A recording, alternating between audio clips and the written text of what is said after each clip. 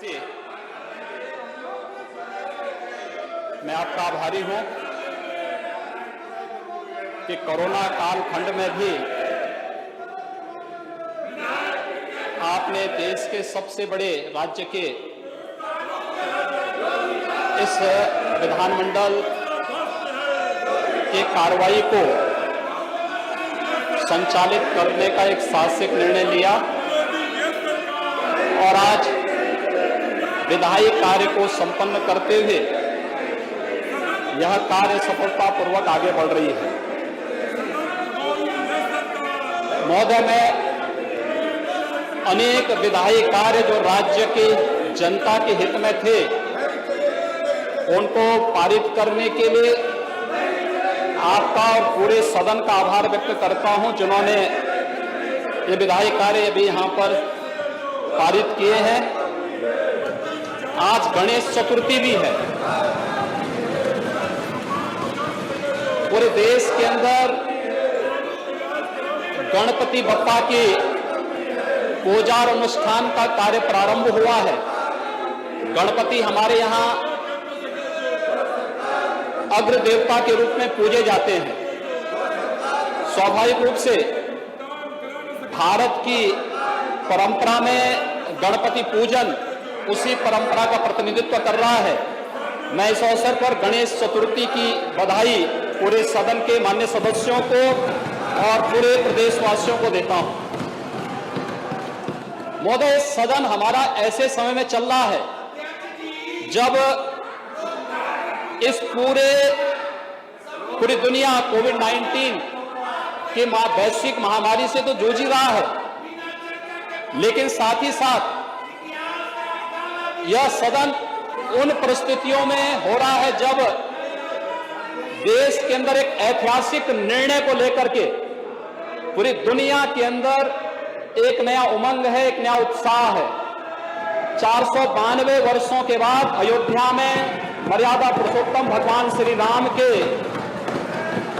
भव्य मंदिर निर्माण की कार्रवाई देश के यशस्वी प्रधानमंत्री आदरणीय नरेंद्र मोदी जी के कर कमलों से शुभारंभ होना उत्तर प्रदेश वासियों के लिए गौरव का विषय है और मैं इस अवसर पर इस सदन की अपनी भूमिका रही है पूरे सदन के सभी माननीय सदस्यों को, अपने कैबिनेट के सभी सदस्यों को हृदय से बधाई देता हूं और आदरणीय प्रधानमंत्री जी का, आदरणीय गृह मंत्री जी का हृदय से आभार व्यक्त करता हूं कि श्री राम जन्मभूमि विवाद मंदिर निर्माण से संबंधित जो विवाद था, 492 वर्षों से चले आ रहे विवाद का पटाक्षेप शांतिपूर्ण तरीके से, लोकतांत्रिक तरीके से संपन्न करवा करके भारत ने अपनी लोकतांत्रिक ताकत का एहसास भी कराया है और साथ साथ अपनी संवैधानिक और न्यायपालिका की ताकत का एहसास भी दुनिया के अंदर करवाया है।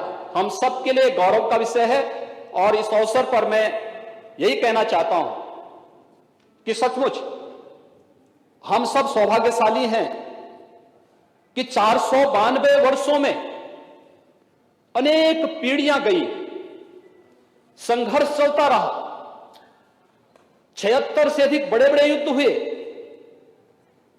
4 लाख से अधिक श्रद्धालु वहां पे शहीद हुआ और अंततः जो लोग पहले बड़ी बड़ी धमकियां देते थे, आपने देखा होगा जब 9 नवंबर 2019 को फैसला आया, उत्तर प्रदेश के लोकतांत्रिक इतिहास का सबसे शांतिपूर्ण दिन था। ये मर्यादा पुरुषोत्तम भगवान श्री राम की ताकत का है। ये वही ताकत है जिस ताकत को दुनिया ने भी समझा है, लेकिन बहुत सारे लोगों को राम राज्य की अवधारणा अच्छी नहीं लगती और इसीलिए मर्यादा पुरुषोत्तम भगवान श्री राम के मंदिर निर्माण की प्रक्रिया आगे बढ़ने से उनकी भावनाएं और वे लोग अपने अंदर की कुंठा को दबा नहीं पाए, वो बरबस निकल रहा है किसी न किसी रूप में, और किस रूप में निकल रहा है मुझे तो देख करके आश्चर्य होता है उन सबके वक्तव्यों को देख करके, और वक्तव्य भी किस रूप में सामने आते हैं। यानी जब देश में हर्ष और उमंग का विषय, उत्साह का एक नया माहौल है, दुनिया भारत को बधाई दे रही है, प्रधानमंत्री मोदी जी का अभिनंदन कर रही है, गृह मंत्री अमित शाह जी का अभिनंदन कर रही है। तिथियां किस रूप में मिलती हैं? 9 नवंबर 1989 को पूज्य संतों ने अयोध्या में राम मंदिर निर्माण का एक संकल्प लिया था और 9 नवंबर 2019 में 40 साल के बाद यह फैसला हिंदू समाज के पक्ष में आया, से राम मंदिर निर्माण के पक्ष में आया है और सर्वसम्मत फैसला आया। 5 अगस्त 2019 में इस देश के अंदर सत्ता लोलुप राजनीति की एक बड़ी गलती का परिमार्जन देश की संसद में आदरणीय प्रधानमंत्री जी के मार्गदर्शन में आदरणीय गृह मंत्री से अमित शाह जी ने कश्मीर की धारा 370 को सदैव के लिए समाप्त करके आतंकवाद की ताबूत पर अंतिम कील ठोकने का कार्य किया। तो 5 अगस्त 2020, ठीक 1 वर्ष के बाद 492 वर्षों का यह ऐतिहासिक कालखंड भी हम सबको देखने को मिला है। हम सब सौभाग्यशाली हैं कि हमारी पीढ़ी के सामने सारे कार्य संपन्न हो रहे हैं और हम भव्य मंदिर निर्माण का मार्ग देख पाएंगे। महोदय, इस अवसर पर बहुत सारे लोगों के वक्तव्य इसके बाद जिस रूप में आए हैं, जिन लोगों को राम के वास्तविकता पर ही विश्वास नहीं था, उन्हें राम की ताकत का एहसास अब तो हो रहा होगा। अब रोम की भाषा बोलने वाले लोग भी राम राम चिल्लाने लग गए हैं, भले वह परशुराम के बाने ही क्यों न हो, लेकिन उन्होंने चिल्लाना तो शुरू किया है। क्योंकि राम का नाम तो ऐसा है कि आप जिस भी रूप में ले लें, राम के नाम पर ले लें, चाहे परशुराम के नाम पर ले लें और चाहे मरा मरा के नाम पर ले लें, वो तो हर एक का उद्धार कर देता है। लेकिन उन लोगों ने भी ये भाषा बोलनी शुरू कर दी है, क्योंकि उन्हें मालूम है कि भारत के अंदर राम नाम से ही बेतरनी पार होने वाली है, बाकी कोई उसका आधार नहीं है। और इस देश की जनता जनार्दन ने बार बार साबित करके दिखाया है। महोदय, ये वही लोग थे जिन्होंने राम सेतु का भी विरोध किया था, जिन्होंने सांप्रदायिकता कानून के नाम पर देश की भावनाओं के साथ खिलवाड़ करने का प्रयास किया था, इस समाज को बांटने का प्रयास किया था। आज फिर वे अपनी इस विभाजनकारी मंशा के रूप में फिर से आगे आ गए हैं और फिर से इस प्रकार की कुत्सित राजनीति करने के लिए फिर समाज को विभाजित करने की ओर अग्रसर कर रहे हैं। ये वही लोग हैं जिन लोगों ने राम भक्तों पर गोलियां चलाई थी। ये वही लोग हैं जो लोग आज जातिवाद का नारा कर रहे हैं, लगा रहे हैं, जातीयता का झंडा लेकर के चल रहे हैं। ये वही लोग हैं जब सत्ता में आते हैं तो कन्नौज के एक नीरज मिश्रा नाम के भारतीय जनता पार्टी के कार्यकर्ता का सिर काट करके ब्रीफकेस में भर करके अपने आप मंगाते हैं और उस शर्मनाक घटना के बाद भी जनता से माफी नहीं मांगते हैं। ये वही लोग हैं जो तिलक और तिराजू की बात करके समाज को बार बार गाली देते थे और आज फिर नए रूप में बने हुए उत्साह और उमंग के माहौल में किस प्रकार से जहर घोलने का कार्य कर रहे हैं, समाज देख रहा है।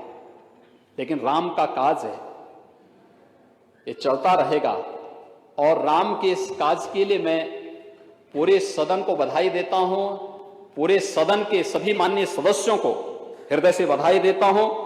और मैं इस बारे में सबसे कहना चाहता हूं, उत्तर प्रदेश के लिए एक अवसर है। ये सच है, हम सब वैश्विक महामारी से लड़ रहे हैं, हम लोग लड़ेंगे और अभूतपूर्व कार्य किया है सभी माननीय सदस्यों ने, अभूतपूर्व कार्य किया है। आज उत्तर प्रदेश के अंदर मैं आंकड़ों पे जब आऊंगा तो वे आंकड़े किस रूप में सामने आते हैं, बताते हैं कि एक एक व्यक्ति ने, एक एक जनप्रतिनिधि ने सेवा की जो अप्रतिम मिसाल प्रस्तुत की है, उसका परिणाम है कि देश के अंदर सबसे बड़ी आबादी का राज्य अपने यहां कोरोना को नियंत्रित, काफी हद तक नियंत्रित करने में सफल रहा है।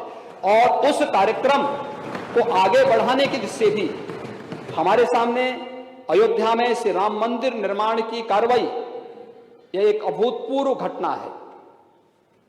और इस अभूतपूर्व घटना को आने वाले समय के लिए और भी स्मरणीय बनाने के लिए हम सब उस दिशा में एक नए प्रयास के साथ अयोध्यापुरी के विकास की एक नई रूपरेखा तैयार कर रहे हैं।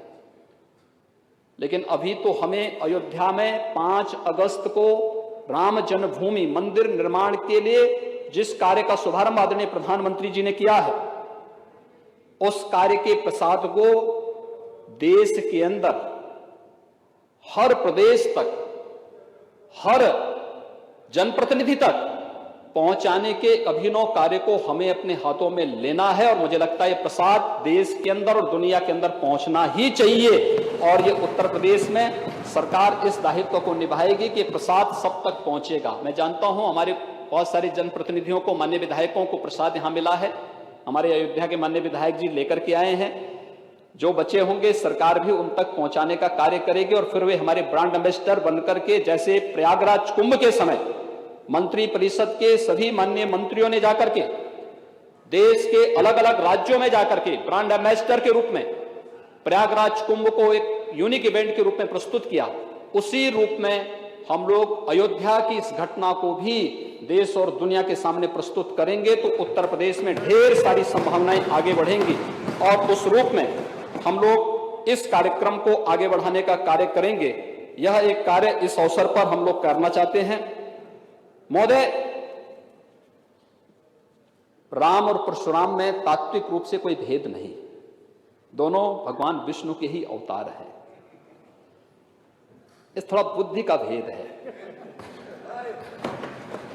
जहां पर बुद्धि का स्तर संकीर्ण और छोटा होता है वे लोग भ्रम में पड़ते हैं, लेकिन तात्विक रूप से शास्त्र ने कोई भेद नहीं माना है, कोई भेद नहीं माना है।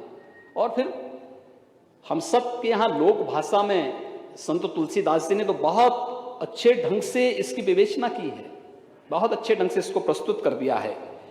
जब धनुष भंग के समय भगवान परशुराम पधारते हैं तो मर्यादा पुरुषोत्तम भगवान श्री राम के ही मुंह से उन्होंने कह दिया कि राम मात्र लघु नाम हमारा, परसों सहित बड़ नाम तुम्हारा। देव एक गुण धनुष हमारे, नवगुण पनम पुनीत तुम्हारे। सब प्रकार हम तुम सन हारे, क्षमो विप्र अपराध हमारे। ये भगवान राम की मर्यादा है भगवान परशुराम के प्रति इस प्रकार के सम्मानजनक शब्दों का उद्धारण करना कि हे देव हमारे तो एक ही गुण है धनुष, लेकिन आपके तो परम पवित्र सम दम तप शौच क्षमा सरलता ज्ञान विज्ञान और आस्तिकता, ये सभी 9 गुण आप में हैं। हम तो सब प्रकार से आपसे हारे हैं क्योंकि आप विप्र हैं और हमारे अपराधों को क्षमा कीजिए। ये भगवान राम ही कह सकते हैं। और भगवान परशुराम ने भी फिर यही बात कही कि राम रमापति कर धन लेहूं, खींचों मिटे मोर संदेहूं। यह है भारत की मर्यादा।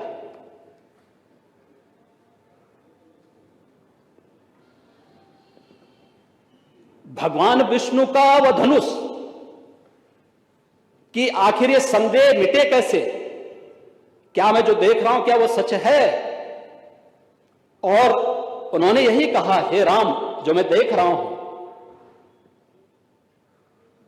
ये धनुष लीजिए, इसका संधान कीजिए। और वो धनुष स्वतः ही राम के पास पहुंचता है और उसके बाद पुनः भगवान परशुराम के मुंह से निकल पड़ता है कि जय रघुवंश बनज बन भानु, गहन दनुज कुल दहन कृषानु। जय सुर विप्र धेनु हितकारी, जय मद मोह कोह ब्रह्महारी। कही जय जय जय रघुकुल केतु, भृगुपति गए बनहि तप हेतु।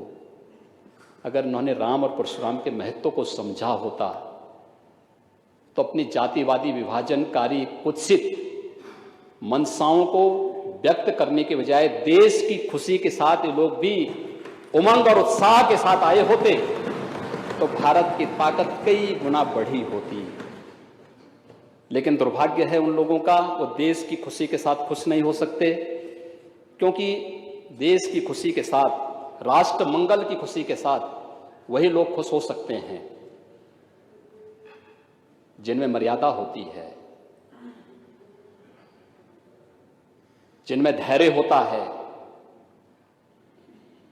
और लोकतंत्र में मर्यादा और धैर्य अत्यंत महत्वपूर्ण है, क्योंकि लोकतंत्र बगैर लोक लाज के नहीं चलता। ये लोक लाज बहुत महत्वपूर्ण होता है। व्यक्ति कुछ समय के लिए झूठ का सहारा लेकर के समाज के चेहरे पर धूल तो झोंक सकता है, लेकिन विधाता से कभी बच नहीं सकता है, कभी नहीं बच सकता है। और ये गलती वे लोग कर रहे हैं जो 492 वर्षों की गलती के परिमार्जन के फलस्वरूप अयोध्या में जो अवसर आया है, उस अवसर पर भी जिन लोगों ने राजनीति करके और उस अवसर को धूमिल करने का प्रयास किया है, महोदय, उन लोगों को समाज जवाब देगा, समय के अनुरूप जवाब देगा, अवश्य जवाब देगा। महोदय, देश वैश्विक महामारी कोरोना से जूझ रहा है और उत्तर प्रदेश भी उस महामारी से जूझ रहा है। पूरी दुनिया से त्रस्त है और पूरी दुनिया के अंदर जिस प्रकार का माहौल है, बड़ी पैमाने पर मौतें हुई हैं, करोड़ों की संख्या में संक्रमित लोग हुए हैं, व्यापक पैमाने पर अर्थव्यवस्था पर इसका असर पड़ा है, आस्था पर कहीं ना कहीं आस्थाएं आहत होती हुई दिखाई देती हैं। हम लोगों को भी मजबूरी में लोगों के लिए बोलना पड़ता है कि नहीं, पहले संक्रमण को रोकने के लिए हम जन आस्था को बचाएं, लोगों को बचाएं, और फिर इसके बाद फिर हमें बोलना पड़ता है कि हो सकता है कि कुछ समय के लिए हमें अपने पर्व और त्योहार स्थगित करने पड़े, और इसको करना भी पड़ रहा है। लोग कर रहे हैं, सहयोग कर रहे हैं। मैं अभिनंदन करूंगा समाज का, उन सभी का। बड़े बड़े पर्व और त्योहार हम लोगों ने आह्वान किया। रामनवमी का पर्व अयोध्या में नहीं होगा, अपेक्षित थी कि 2 करोड़ की भीड़ आएगी, और देखा होगा सब लोगों ने कहा कि नहीं, हम सहयोग करेंगे। आदरणीय प्रधानमंत्री जी का आह्वान था, लॉकडाउन होना, लॉकडाउन में सभी लोगों ने सहयोग किया। जनता कर्फ्यू में पूरा देश उमड़ पड़ा, एक साथ सब लोगों ने मिल करके उस अभियान का हिस्सा बन करके कार्यक्रम किया। लॉकडाउन में जो समय से ले गए निर्णय के परिणाम स्वरूप देश को बचाने में मदद मिली, लेकिन उस सब के बावजूद इस वैश्विक महामारी, सदी की सबसे भीषण संक्रमण कोविड-19 से इस लड़ाई को लड़ने की तैयारी जिस रूप में हुई है और जिस रूप में कर रहे हैं, महोदय, अगर मैं आंकड़े प्रस्तुत करूं उत्तर प्रदेश की भी और देश के प्रमुख राज्यों की भी। दिल्ली का एक नमूना उत्तर प्रदेश में आता है और उत्तर प्रदेश में आके कहता है कि उत्तर प्रदेश में कोविड के खिलाफ कोई रणनीति नहीं बन पा रही है। यानी जिन्होंने दिल्ली को बर्बाद किया, जिन लोगों ने उत्तर प्रदेश और बिहार के नागरिकों के साथ दुर्व्यवहार करके वहां से जबरन वहां से भगाया, बेशर्मी के साथ अपने चेहरे पर बेशर्मी ओढ़े हुए वे लोग आकर के यहां पर आकर के उल जलूल वक्तव्य देकर के किस प्रकार की बातें करते हैं। अगर मैं आंकड़े आपके सामने पढ़ूं, उत्तर प्रदेश की आबादी है महोदय आज के दिन पे 23 करोड़ 78 लाख, और उत्तर प्रदेश के अंदर कुल पॉजिटिव केस हैं 1,72,000, सक्रिय केस हैं 48,000, उपचारित हुए हैं 1,21,000, मृत्यु हुई है 2,700, कुल टेस्ट हुए हैं 41,84,900। हमारे पास 10 लाख पे केस कुल 744 हैं, मृत्यु प्रति 10 लाख में 12 है, और मृत्यु दर है 1.6%। कि देश के अंदर न्यूनतम मृत्यु दर है। और महोदय, दिल्ली से जो एक नमूना आता है, इसको इसकी वास्तविकता हम बताते हैं। दिल्ली की कुल आबादी है 1,80,00,000। दिल्ली में कुल पॉजिटिव केस हैं 1,56,000। दिल्ली में मृत्यु हुई है 4,235, यानी उत्तर प्रदेश के 2,700 की तुलना में 4,200। यूपी में प्रति 10 लाख पे केस हैं 744, दिल्ली में है 7,880। प्रति 10 लाख पे यूपी में मृत्यु है 12, दिल्ली में है 214। यूपी में है मृत्यु दर 1.6, दिल्ली में है 2.7%। और यूपी में पॉजिटिविटी है 4.1% और दिल्ली में है 11.5%। ये हैं लोग। इन चेहरों को थोड़ा पहचानो, ये विभत्स चेहरे, इस सत्ता को लूटने वाले चेहरे, समाज को गुमराह करके बेशर्मी के साथ आकर के धमकी देने वाले चेहरे, ये वही चेहरे हैं। इनको पहचानने की आवश्यकता है। लोकतंत्र के नाम पर कलंक बनाने वाले चेहरे, और ये वे चेहरे हैं। और महोदय, आज के दिन पर देश के अंदर न्यूनतम मृत्यु दर के साथ उत्तर प्रदेश कोरोना की इस लड़ाई को लड़ रहा है। दुनिया के अंदर बड़े देशों के साथ अगर हम तुलना करें, अमेरिका, महोदय, अमेरिका की कुल आबादी है 32,72,00,000। अमेरिका में कुल पॉजिटिव केस हैं 57 लाख, सक्रिय केस हैं 24,62,000, मृत्यु हुई है 1,76,000।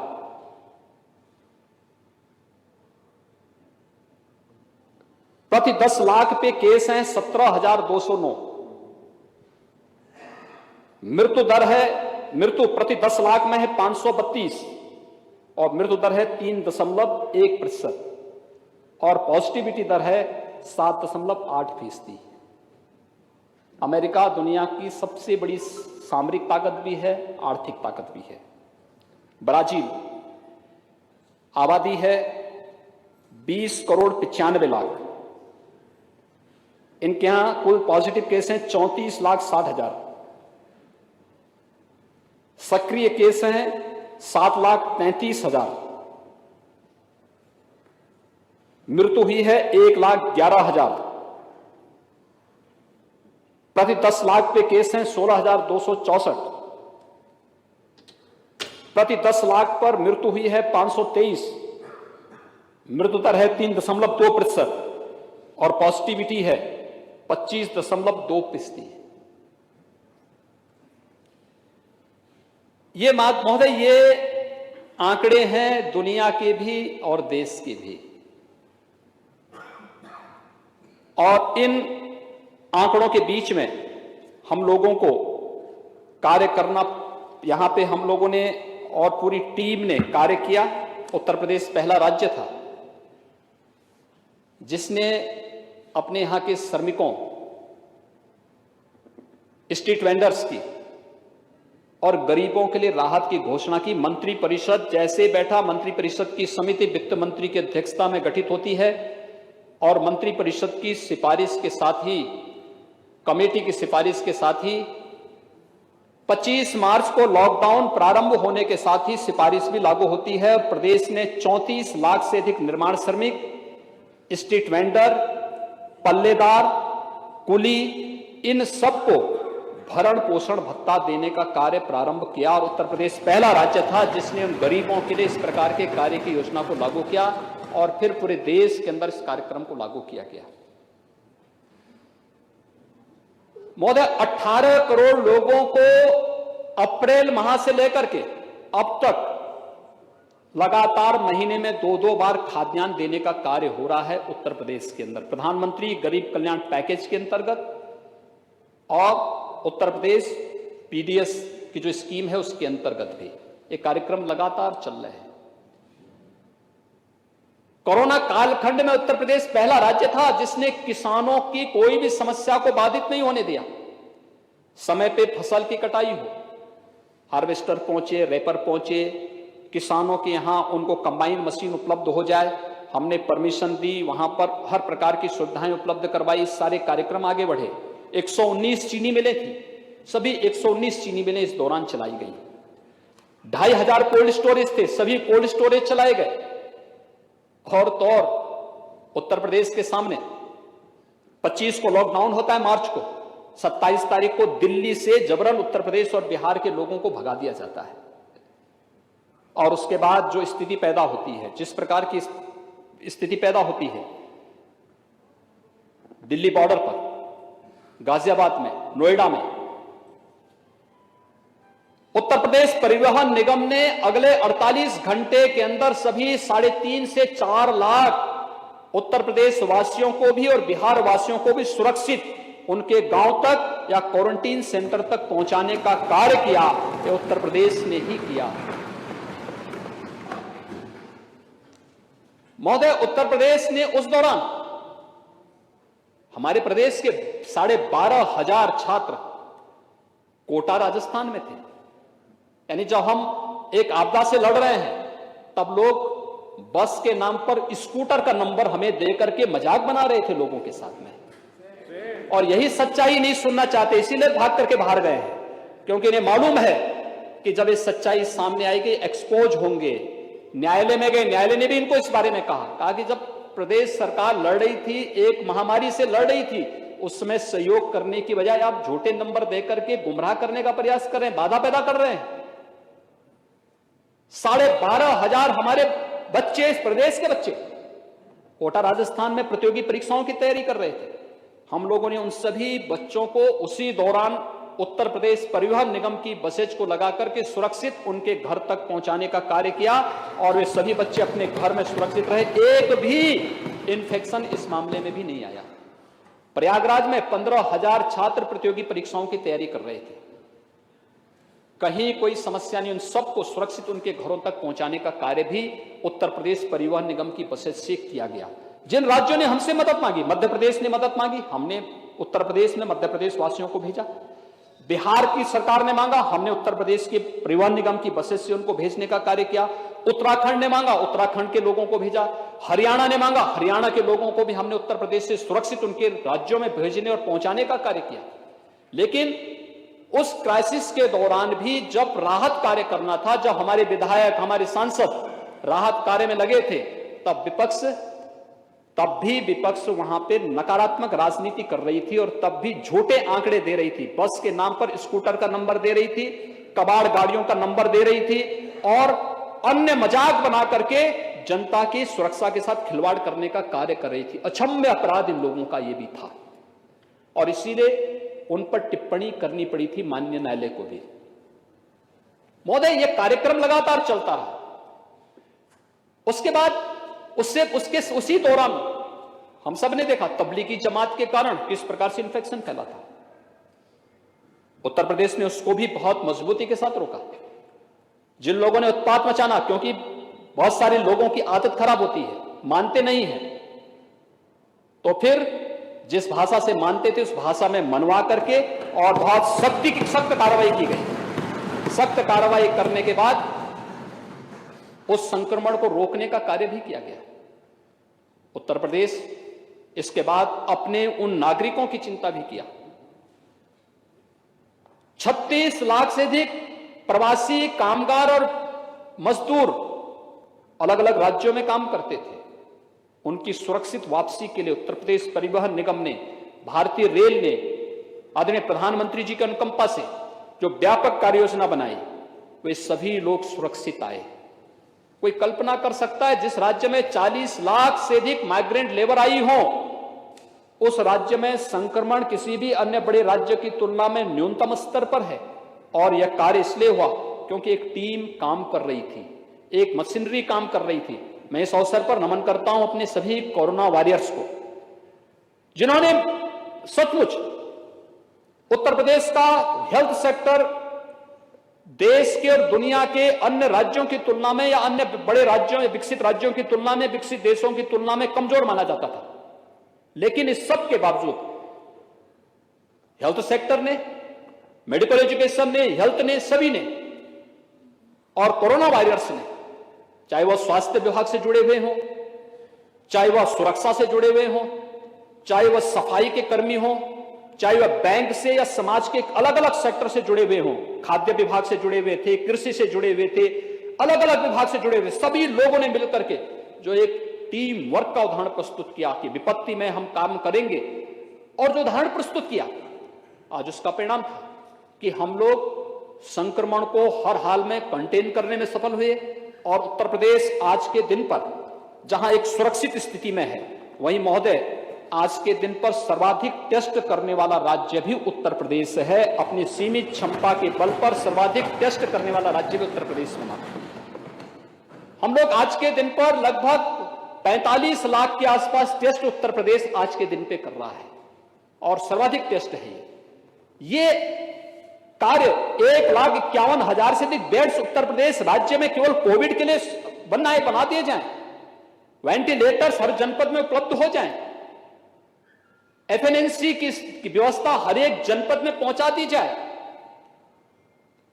उत्तर प्रदेश की मशीनरी ने करके दिखाया और उस टीम वर्क के साथ कार्य करते हुए लगातार आज कार्य कर रहे हैं। इंफ्रास्ट्रक्चर डेवलपमेंट के कार्य, हाईवे हैं, एक्सप्रेसवे हैं, बड़े निर्माण के कार्य हैं। मंत्री परिषद की रिपोर्ट आने के साथ ही कमेटी ने अपनी रिपोर्ट दी, तत्काल ये कार्य प्रारंभ हो गए, युद्ध स्तर पर कार्य चल रहे हैं और आज उसका परिणाम है। हम मानते हैं कोरोना कालखंड था, पूरी दुनिया की इकोनॉमी पे असर पड़ा, लेकिन दुनिया की इकोनॉमी पर असर पड़ने के साथ साथ उत्तर प्रदेश अप्रैल, मई और जून में हमारी इकोनॉमी पे असर पड़ा। लेकिन इकोनॉमी पे असर पड़ने के साथ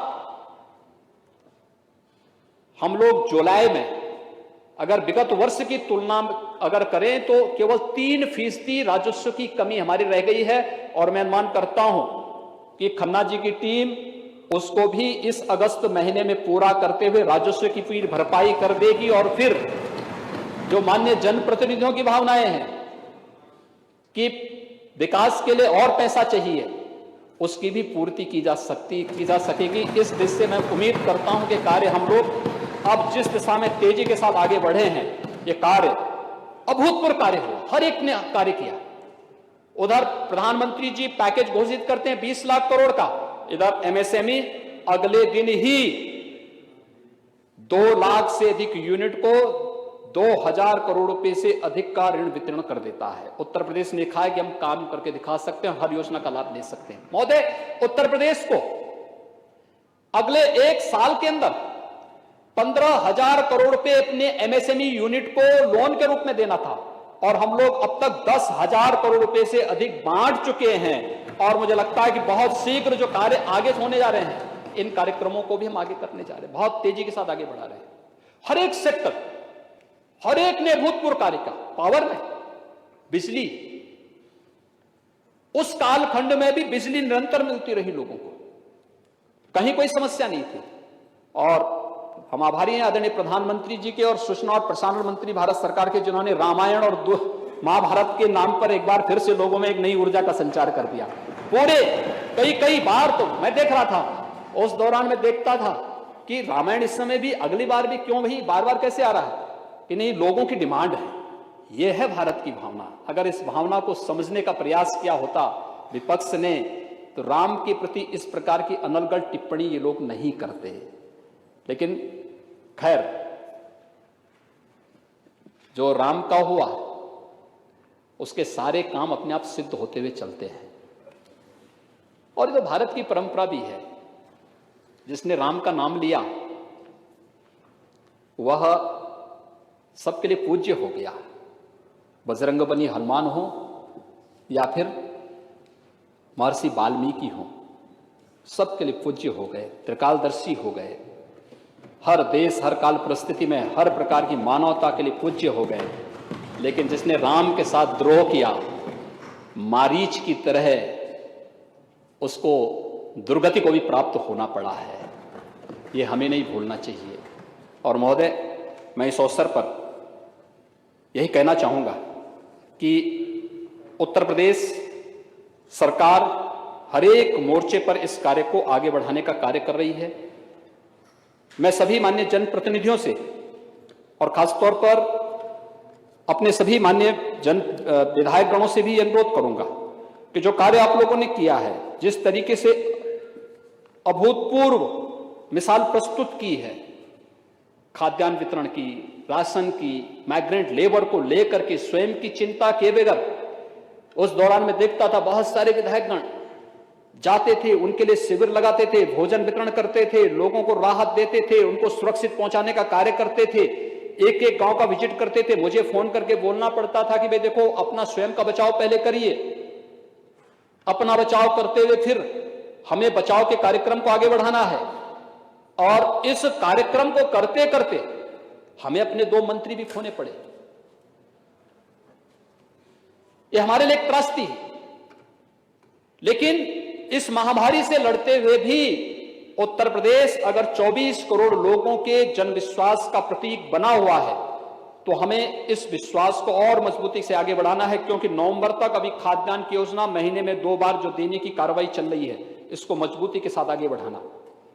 मैं अनुरोध करूंगा, आप में से जितने भी माननीय जनप्रतिनिधि हैं, हर विधानसभा क्षेत्र में कोई ना कोई कस्बा है, कोई ना कोई नगर है। स्ट्रीट वेंडर के लिए बहुत अच्छी योजना आई है। इस स्ट्रीट वेंडर की योजना को अपने यहां लागू करने की तैयारी करिए।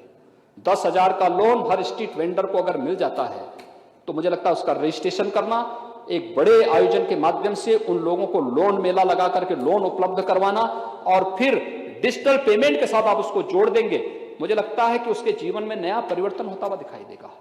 एमएसएमई सेक्टर में, विश्वकर्मा श्रम सम्मान में, और आज जो विधेयक आपने यहां पारित किया है, इस विधेयक में एमएसएमई में लगने वाली यूनिट में 1000 दिनों तक किसी प्रकार की कोई समस्या नहीं। आप आज अपना आवेदन करके काम अपना प्रारंभ कर दीजिए, 1000 दिनों में आप एनओसी लेते रहिए, और अगर आपने तय समय सीमा के अंदर आवेदन कर दिया है और नहीं दिया तो डीम्ड मान ली जाएगी कि आपको ले लिया, आपको दे दिया गया। इसके लिए फिर कोई अन्य प्रकार की उसकी आवश्यकता नहीं। ये एक बड़ा कार्य, और इस कार्य को करने की दिशा में हम लोगों को अभी से अपनी कार्य योजना बनानी चाहिए। खाद्यान्न, हर गरीब को खाद्यान्न देने की व्यवस्था, जो गरीब है, जिसके पास राशन कार्ड नहीं था, बनाइए आप राशन कार्ड। नेशनल पोर्टेबिलिटी ने तो यह भी व्यवस्था दे दी है, अगर उत्तर प्रदेश का कोई राशन कार्ड धारक है, अगर वह किसी ऐसे राज्य में जिसने अपने यहां ई-पॉस मशीन लगाई है, वहां पर भी उसने लगाई है, तो उत्तर प्रदेश में अगर खाद्यान्न नहीं लेना चाहता, महाराष्ट्र में लेना चाहता, तो महाराष्ट्र में भी उसको मिल सकता है।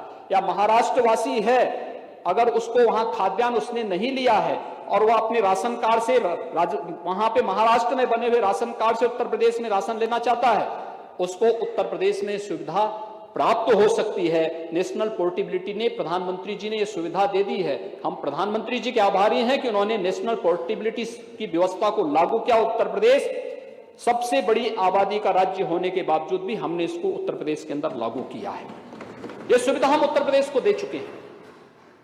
एक बड़ा कार्यक्रम इसके साथ चल रहा है। मैं अपील करूंगा आपसे, पावर सेक्टर में बड़ा कार्य होने जा रहा है। 1.5 साल का समय भी आपके पास नहीं चुनाव के लिए। जितने मजरे हैं विद्युतीकरण के लिए, अपनी पूरी सूची बना करके सरकार को उपलब्ध करवाएं, विभाग को उपलब्ध करवाएं। 1 साल के अंदर प्रयास करें, एक अभियान चला करके सभी मजरों तक विद्युतीकरण का कार्य प्रारंभ कर पूरा करवा दे। सरकार पूरा पैसा इसके लिए उपलब्ध करवाएगी। इसके लिए पैसे की कोई कमी नहीं आड़े आने वाली है। सड़कों के लिए व्यापक कार्य योजना को लेकर के हम कार्य करने जा रहे हैं। इंफ्रास्ट्रक्चर डेवलपमेंट के लिए, सबसे बड़ी आबादी का राज्य होने और सब आर्थिक स्थिति अन्य राज्यों की तुलना में उतनी मजबूत न होने के बावजूद भी पूर्वांचल एक्सप्रेसवे का काम तय समय सीमा के अंदर पूरा होगा। उत्तर प्रदेश सरकार इस कार्य को तेजी के साथ आगे बढ़ा रही है। बुंदेलखंड एक्सप्रेसवे तय समय सीमा के अंदर पूरा होगी। डिफेंस कॉरिडोर का काम तय समय सीमा के अंदर तेजी के साथ आगे बढ़ रहा है। गंगा एक्सप्रेसवे का काम मेरठ से प्रयागराज तक यह कार्य राज्य सरकार अपने स्तर पर औद्योगिक विकास विभाग इस कार्य को कर रही है, लेकिन साथ साथ हमने भारत सरकार से भी अनुरोध किया है कि मेरठ को हरिद्वार तक जोड़ने और प्रयागराज को काशी तक जोड़ने के लिए इस एक्सप्रेसवे को कर देंगे तो गंगा एक्सप्रेसवे पूरी इस मंशा को पूरा कर देगा कि हरिद्वार से लेकर के और हम लोग काशी तक इस गंगा एक्सप्रेसवे के माध्यम से उत्तर प्रदेश को पूरब से पश्चिम तक जोड़ने का एक बड़ा कॉरिडोर दे देंगे और एक विकास का बहुत बड़ा गलियारा बनेगा। औद्योगिक विकास विभाग ने इन सभी एक्सप्रेसवे को एक्सप्रेसवे तक सीमित नहीं रखा है, इसमें हमारे जगह जगह क्लस्टर बनेंगे, औद्योगिक क्लस्टर बनेंगे अलग अलग, कहीं एमएसएमई का बन जाएगा, कहीं फूड प्रोसेसिंग का बन जाएगा, कहीं पे टेक्सटाइल का बन जाएगा, कहीं पे किसी अन्य उसका बन जाएगा, अलग अलग हमारे पास पहले से मौजूद है। वन डिस्ट्रिक्ट वन प्रोडक्ट की कार्य योजना बहुत प्रभावी योजना है। आत्मनिर्भर भारत की परिकल्पना का आधार उत्तर प्रदेश के अंदर वन डिस्ट्रिक्ट वन प्रोडक्ट की योजना बनेगी और इस योजना को जितना हम अपने अपने जनपद की एक एक योजना को लेकर के उसको प्रमोट करें। अभी एमएसएमई विभाग ने हर जनपद में फैसिलिटी सेंटर बनाने की कार्रवाई प्रारंभ की, अभिनव योजना है।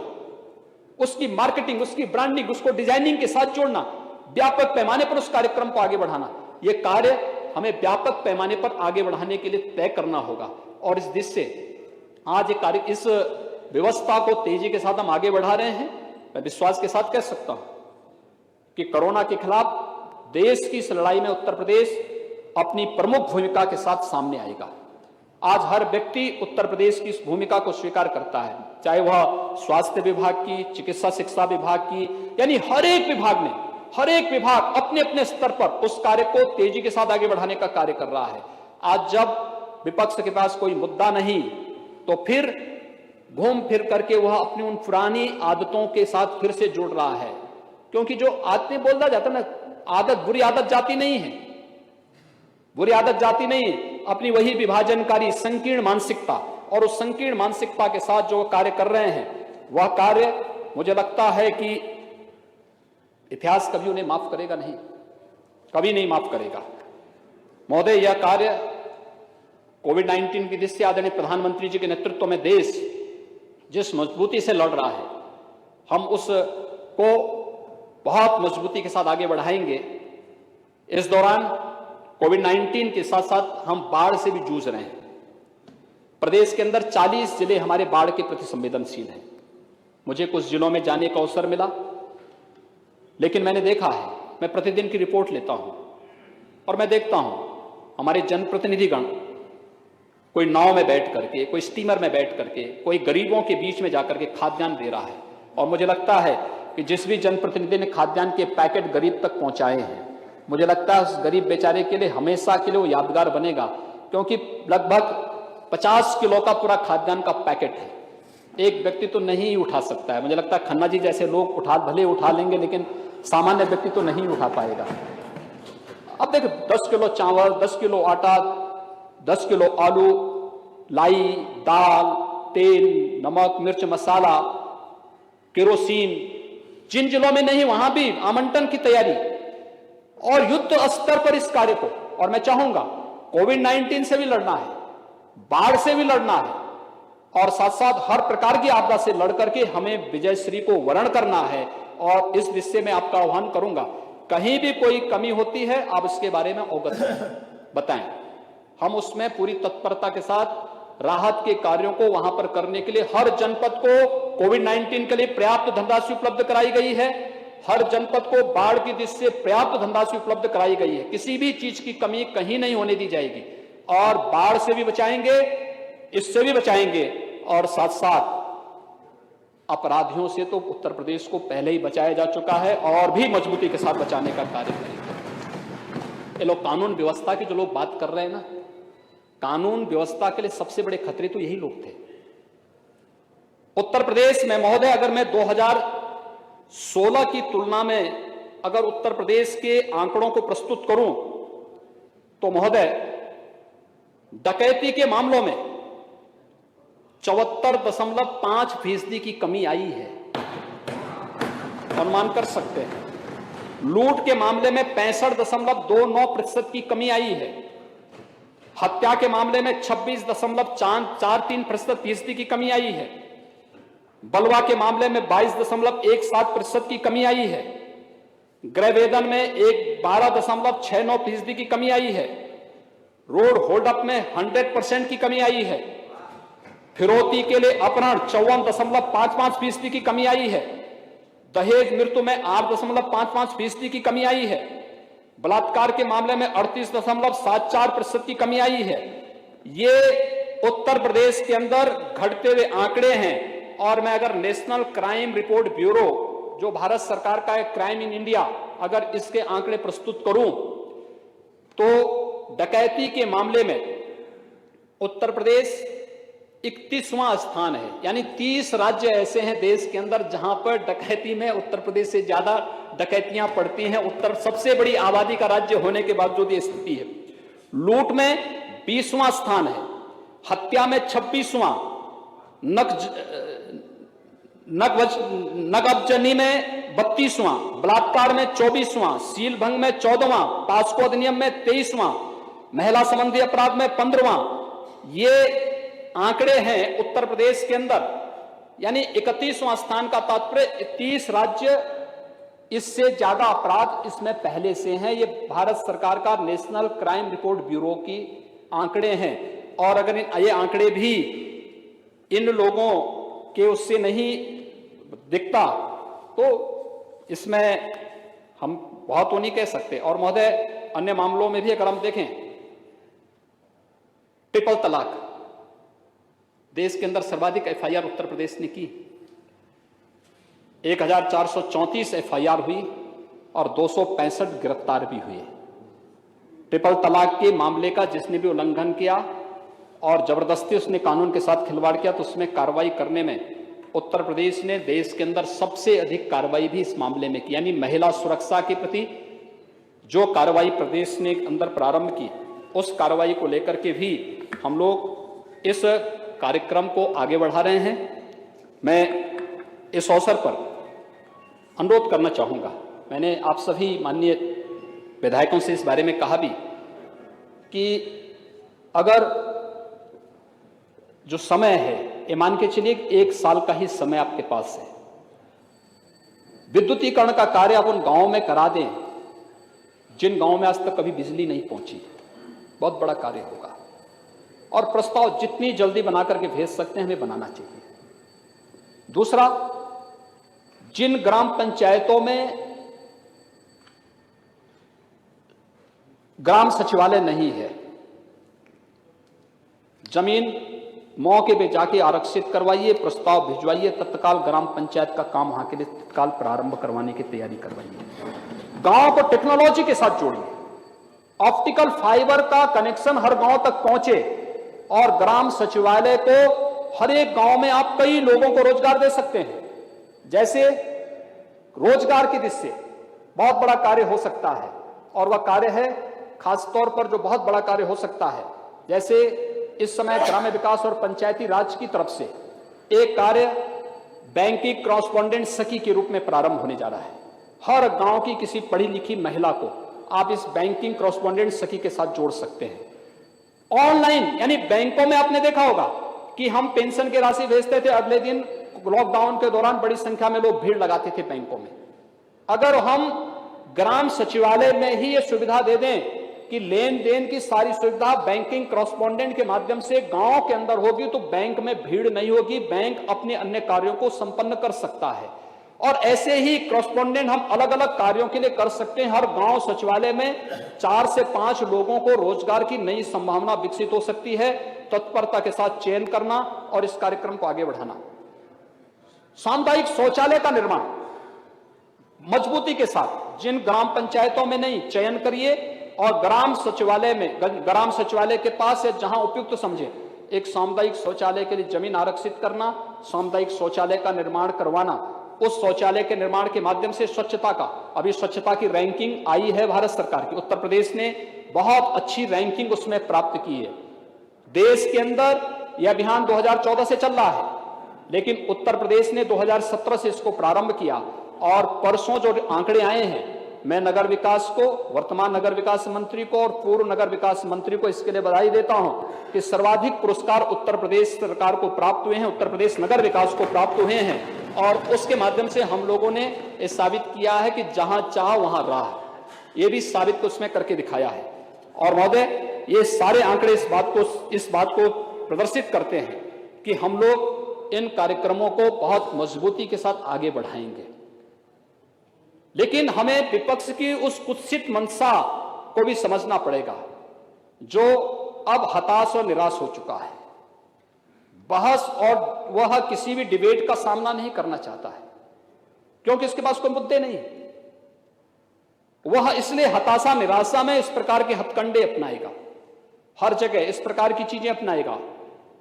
उस षड्यंत्र से बचते हुए अगर हम लोग उनको उनकी वास्तविक स्थिति को आभास करा सके और बता सकें कि आपके द्वारा ये चीजें हो रही हैं और ये कार्य हो रहे हैं, हम अपनी उपलब्धियों को बोलने में संकोच न करें। मेरा ये मानना है, सभी विधायकों ने अपने अपने विधानसभा क्षेत्र में इतना काम किया है। पिछले 20 वर्षों के दौरान कोई भी उतना काम नहीं किया होगा जितने 5 वर्ष के दौरान आप करके अपने अपने क्षेत्र में करके दिखा देंगे। ये अपने आप में एक बड़ी उपलब्धि आपके लिए है। और बाकी जो बचे होंगे, हमारे पास 1.5 वर्ष का समय है। इस 1.5 वर्ष के दौरान तो ये बहुत स्पीड के साथ बढ़ी। अभी तक स्पीड हमारी अगर 120 की थी तो अब यही चलेगी 250 की स्पीड चलने वाली है। और 250 की स्पीड में विपक्ष नहीं चल पाएगा, क्योंकि काम करने की जिसकी आदत नहीं होती है वो काम कर भी नहीं सकता है। उनकी आदत नहीं काम करने की, इसलिए उनकी उस गलत मंशा, वो विभाजनकारी मंशा से बचते हुए हम केवल, मैं आपसे यही कहना चाहता हूं कि हम लोगों को एक नए और समृद्ध उत्तर प्रदेश को, एक सुरक्षित उत्तर प्रदेश की ओर जाने की व्यवस्था करनी चाहिए। और मैं देख रहा था, जब मैं सदन में घुसा, मुझे देख के आश्चर्य हुआ था कि विपक्ष के एक माननीय सदस्य अपने गले में तख्ती लटकाए हुए थे। तो मुझे मेरठ की वो घटना याद आ गई, जहां पे एक अपराधी अपने गले में तख्ती लटका करके घूम रहा था और कह रहा था जान बख्शो, और जान बख्शो की बात कर रहा था, और जान बख्शो की बात कर रहा था। मुझे लगता है जनता इनको जब सबक सिखाएगी तो यही बताएगी, तब फिर इन लोगों को इसी प्रकार की तख्ती लेकर के घूमना पड़ेगा जनता से माफी मांगने के लिए। ये जनता के अदालत में ये लोग वहां पर जनता के सामने, इनके सामने जवाब देते हुए नहीं बनेगा। और किन किन लोगों के लिए एक, यानी आज तो सदन में खानों को बाहर करने की एक नई मुहिम चल पड़ी है। सपा एक खान के लिए, कांग्रेस दूसरे खान के लिए, कि साहब इनको रिहाई करो। यानी कानून का उल्लंघन करेंगे, कानून को ठेंगा दिखाएंगे, उस प्रकार की गतिविधियों में लिप्त रहेंगे जो समाज विरोधी भी हों और कहीं ना कहीं सुरक्षा को चुनौती देती हों, और उस सबके बावजूद गले में तख्ती लटका करके उन खानों का समर्थन हो रहा हो, तो महोदय ये क्या संकेत करता है? मुझे देख के तो अफसोस होता है कि कांग्रेस के एक नेता तो एक ऐसे व्यक्ति की रिहाई की मांग कर रहे हैं जिसके लिए बाहर से भी थ्रेट आ रहे हैं, अगर छोड़ा नहीं गया तो ये कर लेंगे। हमने कहा ये नया उत्तर प्रदेश है, यहां मालूम है ना, कुछ करने के पहले दूसरे लोग की यात्रा करनी पड़ती है। भूल जाइए, यहां आकर के धमकी दोगे और थ्रेट करोगे सुरक्षा मशीनरी को, तो ये स्वीकार्य नहीं हो सकता है। अगर दूसरे लोग की यात्रा करनी है तो इस प्रकार की थ्रेट दो। अरे थ्रेट हम सुनने वाले नहीं हैं। मुझे केवल आपसे यह अपील करनी है कि महोदय, आपने बहुत महत्वपूर्ण निर्णय लिया कोरोना कालखंड में सदन को चलाने का। यह हमारी संवैधानिक बाध्यता थी। मैं सभी माननीय सदस्यों को हृदय से धन्यवाद भी दूंगा कि मैं जानता हूं इनमें से बहुत सारे माननीय सदस्यों के परिवार के लोग उनको सदन में नहीं भेजना चाहते थे। मुझे लगता है कोई बिरला ही होगा, जिस खन्ना जी जैसे लोग होंगे जिनको कोई पूछने वाला नहीं होगा।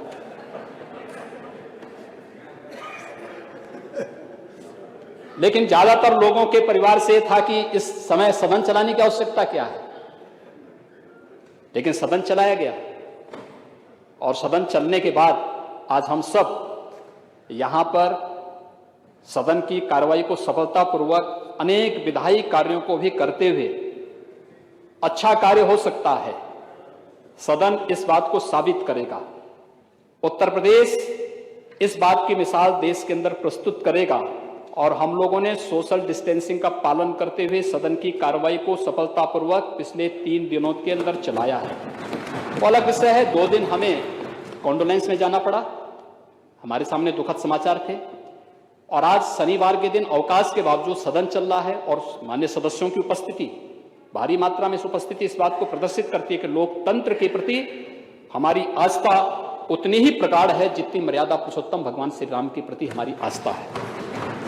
और इसलिए महोदय, मैं अपने विपक्ष के मित्रों से यही बात कहना चाहता हूं। मैं श्लोक और मंत्र तो बोल सकता हूं लेकिन शायर जानता नहीं, शायरी जानता नहीं। लेकिन इतना मैं जरूर कहूंगा कि चमन को सींचने में कुछ पत्तियां झड़ गई होंगी। यही इल्जाम लग रहा है हम पर बेवफाई का। लेकिन महोदय, चमन को रौंद डाला जिन्होंने अपने पैरों से, वही दावा कर रहे हैं इस चमन की रहनुमाई का। धन्यवाद।